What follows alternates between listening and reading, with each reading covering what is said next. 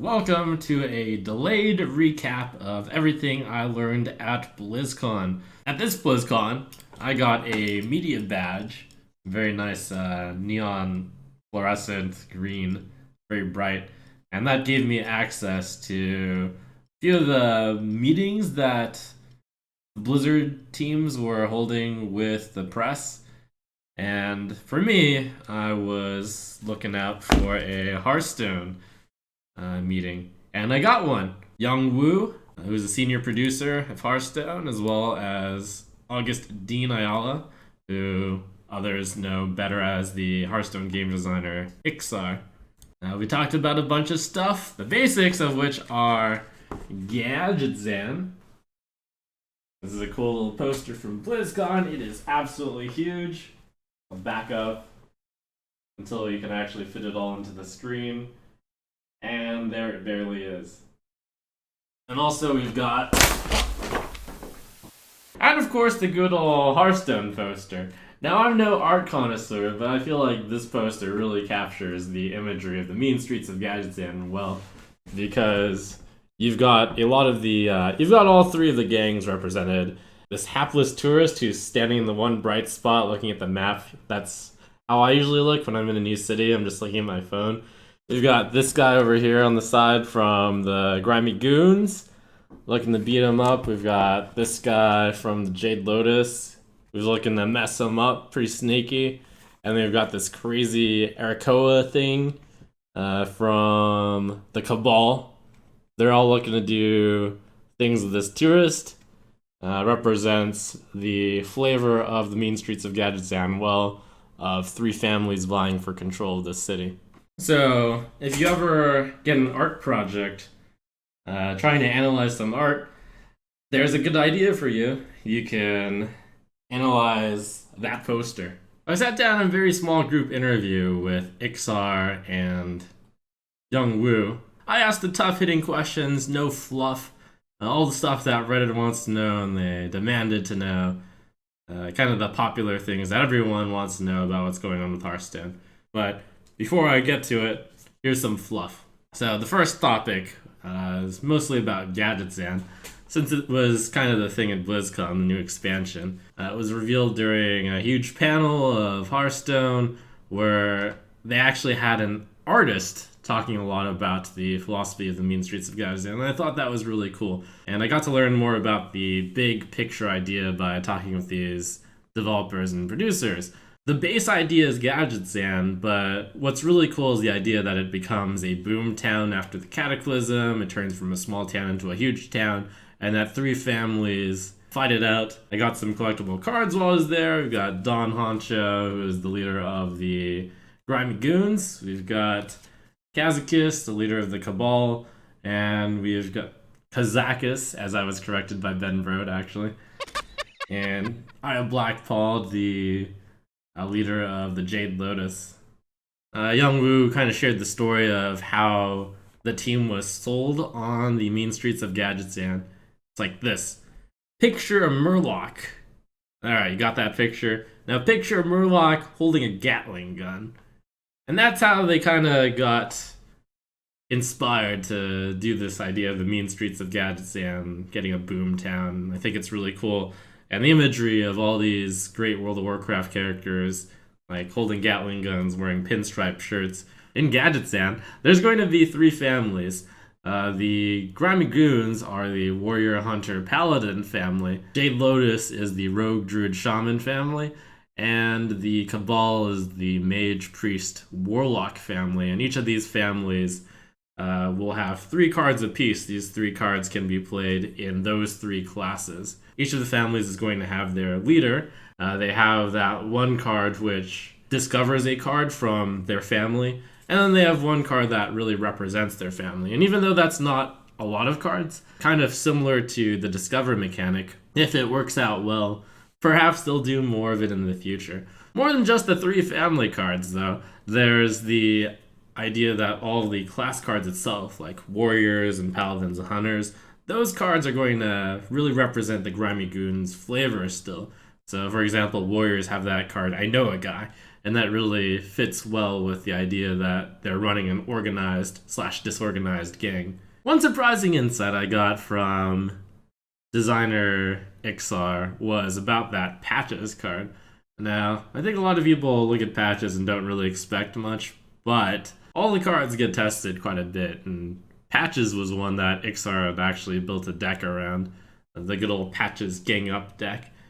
Who knows, maybe it'll actually be a deck. Actually, since I love the deck building aspect of Hearthstone the most, I asked a bunch of card design questions as well as the other interviewers. One question asked was about the concept of auto-include legendaries. Are those good or bad, is the really broad statement. And it turns out that auto-include legendaries are, according to these two, not something that Hearthstone looks to seek, and that fits well with the current state. I can't think of a single legendary that is across all the decks, and that's just good design. You don't want one legendary fully represented in all the decks, and if that's the case, I would imagine it would get nerfed. One of the big complaints that I expressed, which I know Reddit keeps complaining about, especially with the state of midrange shaman, is about Curvestone. You just play the strongest play each turn.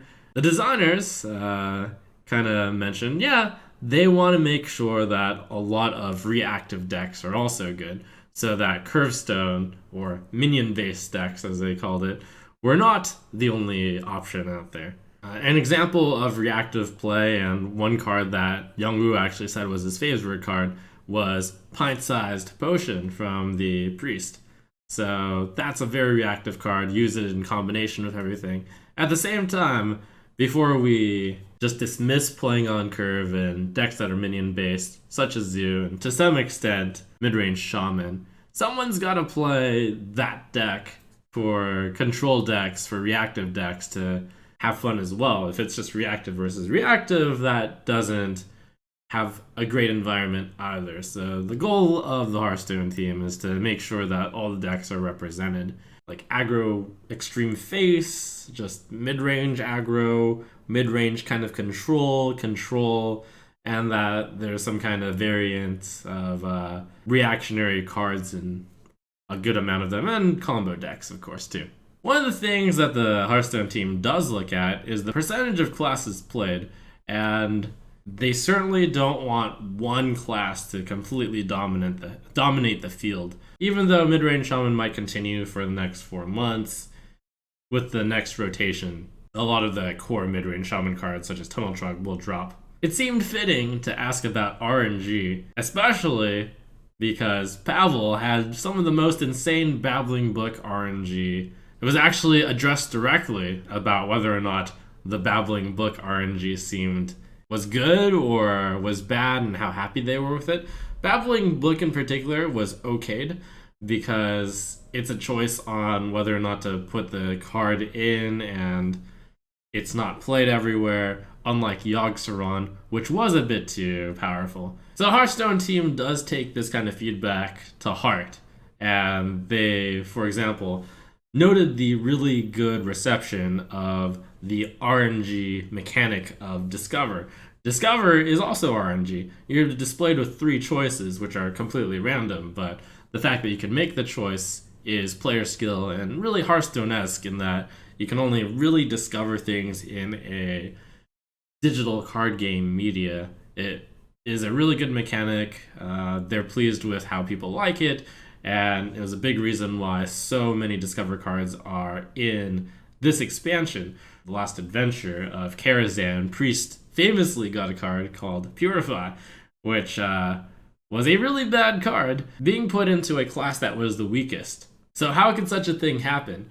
Now the interesting thing as well is when Gadgetzan came out, this set probably had been mostly finalized at that point. They knew that cards such as Dragonfire Potion, and such as the big 5-mana 5/6 dragon, which discovers a card from the opponent's class, those would be coming, but they couldn't say anything about it. And as Reddit exploded over Purify, it sure sucks to be a Blizzard Hearthstone developer producer right then, and just be like, oh, but it's in the next expansion. I had a few questions to ask about general esports of Hearthstone. The first one was about Arena. So you might have seen that there has been a post from the Hearthstone website about the top arena players, of which Hafu and Kripparrian have actually been recognized for their superb arena play. Now, one question was, how do we actually recognize top arena players? Like, what criteria do we use? And also, do we care if people just always choose mage, for example? For their arena post, they had all 9 classes represented, and the top player of all the classes was posted.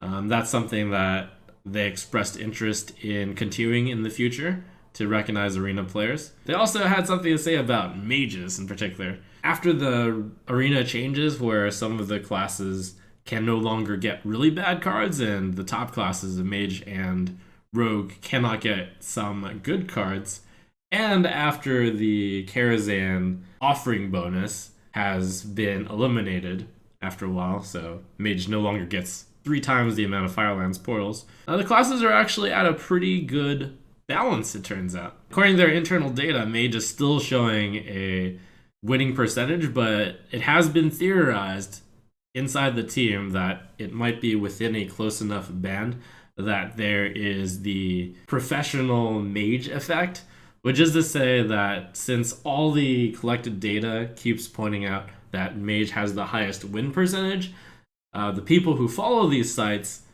therefore pick mage, and the people who follow sites that post these tend to be the more involved players of Hearthstone, so they would want to gain an advantage. Is mage actually the strongest class? It's hard to say, because maybe stronger players visit sites which say that mage is the strongest class, and then they pick mage, but they just win because they're stronger players.